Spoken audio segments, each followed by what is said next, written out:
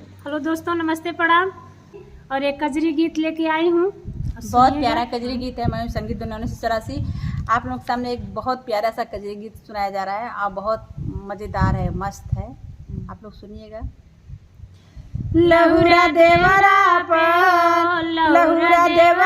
पे लागल जिया हमारे बा, कैसे मन तोहारे बा ना। लहुरा देवरा पे लागे दिल हमारे बा, कैसन मन तोहारे बाना। देवरा गईला बाजार लड्डू लाए दोई चार, देवरा गईला बाजार लड्डू लाए दोई चार। भौजी खाइले तू लड्डू दानेदार बा, कैसन तोहार बाना। भौजी खाइले तू लड्डू दानेदार बा, कैसन मन तोहार बाना। लहुरा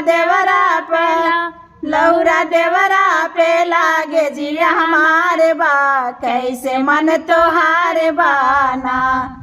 देवरा गईला बाजार लहंगा लाए दोई चार, देवरा गईला बाजार लहंगा लाए दोई चार। भाभी पहन ले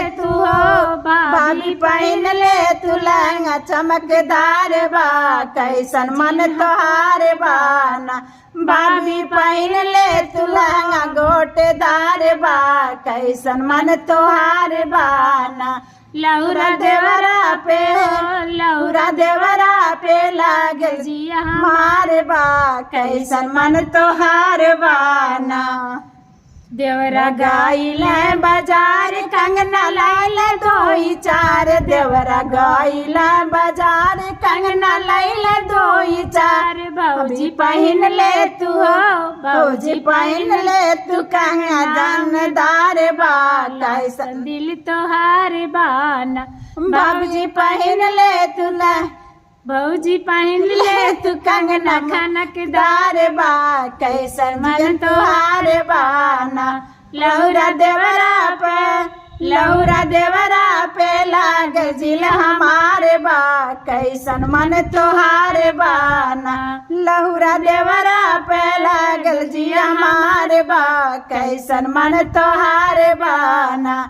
देवरा गईला बाजार पायल लैला दोई चार, देवरा गईला बाजार पायल लैला घुंघरूदार। भौजी पहन ले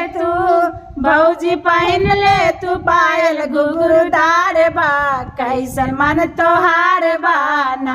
भौजी पहन ले तू पायल घुंघरूदार बा, कैसन मन तोहार बाना। लहुरा देवरा पे लागल जिया हमारे बा, कैसन मन तोहार बाना। लहुरा देवरा पे लागल जिया हमारे बा, कैसन मन तोहार बाना।